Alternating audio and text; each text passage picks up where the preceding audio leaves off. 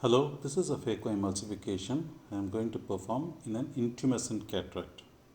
As you can see, the very look of it looks puffed up, and if you look at the periphery, it looks bulged up in the periphery, and the whole cataract gives a pearly white appearance.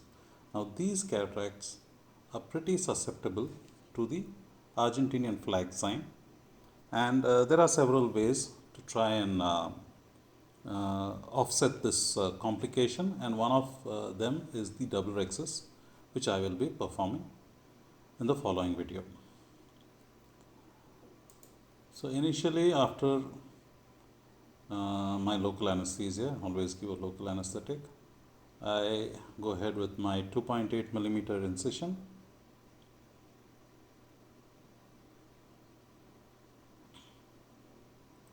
Then as usual, my 2 paracenthesis incision with a side port blade.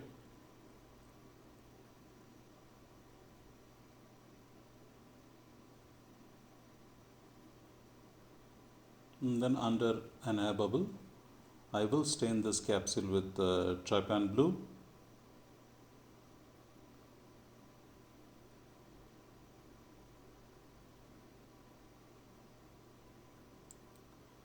Most of the surgery is unedited, so you will have to bear with quite a few idle moments here. I expel both the air bubble and the trypan blue with 2% HPMC. I make sure the entire chamber is full of HPMC, and then using a bent 26 gauge needle as a cystitome, there I am making the cystitome, and my aim is to make only a 2 millimeter rhexis, 2 to 3 millimeter rhexis. I will not make a big rhexis. The moment I try to make a big rhexis, it probably is going to migrate into the zonular area, causing the flag sign. So always make sure your anterior chamber is pressurized completely with OVD, a dispersive OVD. And now taking my Uthrata forceps,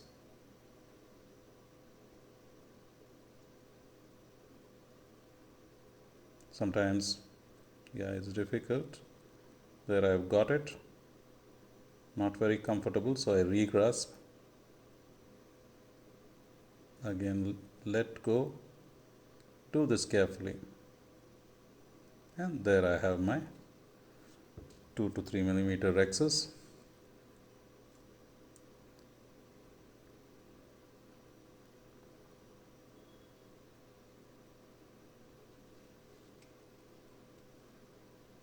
Now taking 23 gauge Simcoe cannula, I go within this 2 to 3 millimeter rhexis and aspirate the free cortex. And look at what I am trying to do. I am trying to go to the periphery and aspirate the cortex there. That is where the equatorial block is. So you have to break this block, and don't do it in just one area. I have 2 paracenthesis wounds as well. And this is another important step. Keep nudging and rotating the nucleus and break this block, and try to aspirate all this peripheral cortex that comes towards you. The nucleus is rotating well, so it's unlikely that this capsule is going to run away. However, I am not taking chances. I am aspirating as much as possible.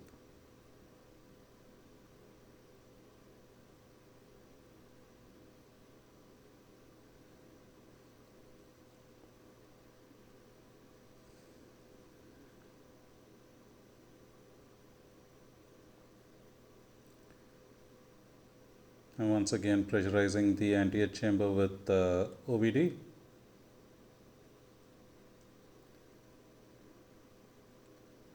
And you can either use micro scissors, or you can use, I have enough space, so I'm using the regular varnas. And I'm given a nick. Not very happy about it. That's not going to do it for me. So I go ahead and give another nick. It's pretty safe. This is not going to run away. Now I have two flaps there. I have to keep that in mind.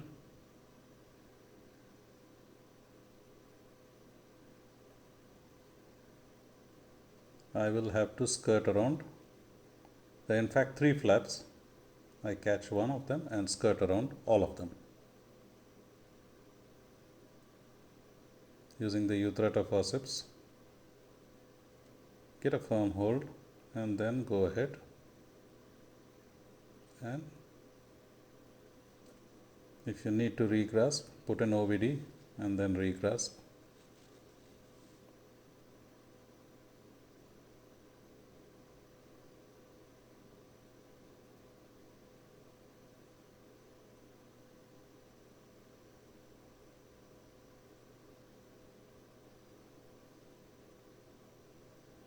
Keep regrasping.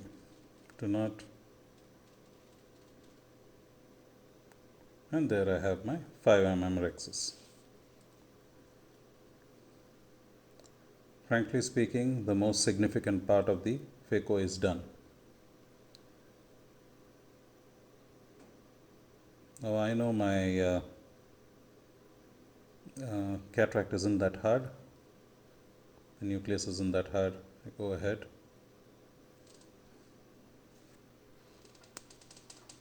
And I've got only a Sinski hook in my left hand. I'm going to use that as a chopper.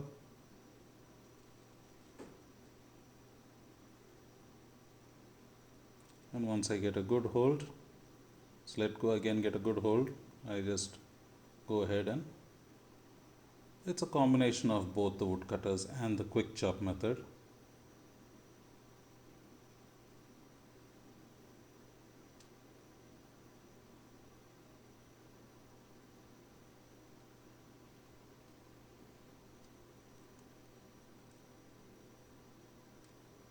It's better that you get all your fragments and then start emulsifying each of them, because this capsule doesn't have an epinucleus as a cushion. So I prefer getting all the fragments and then slowly emulsifying each of them.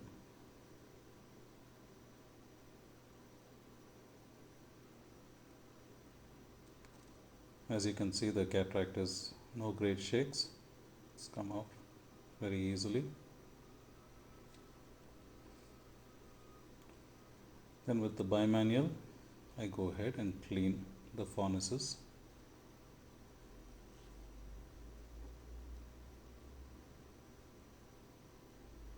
And the posterior capsule as well. Of course, I'm on my capsule polishing mode, obviously. Quite a bit of the capsule has to be clean. In fact, all 360 degrees round. So I have just edited a little bit of this.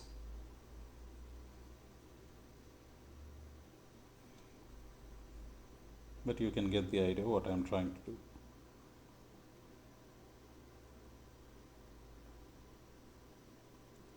As the fornices don't pull towards the center, just sweep across and then bring it out.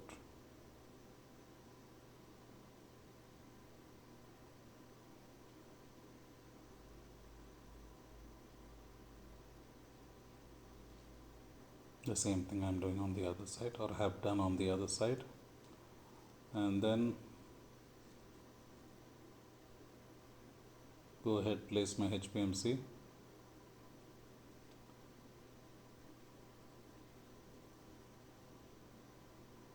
And I'm going to inject a single piece foldable IOL within the bag.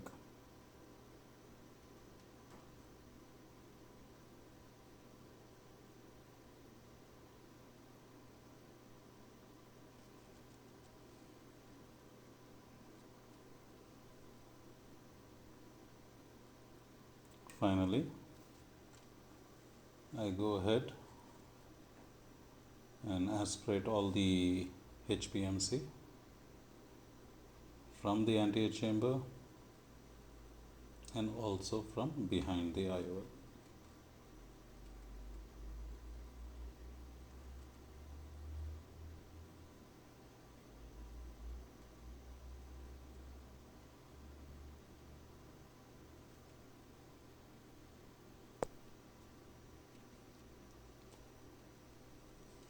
And that's the conclusion of the surgery. I'm just putting in my intracameral antibiotic and hydrating the wounds. Thank you.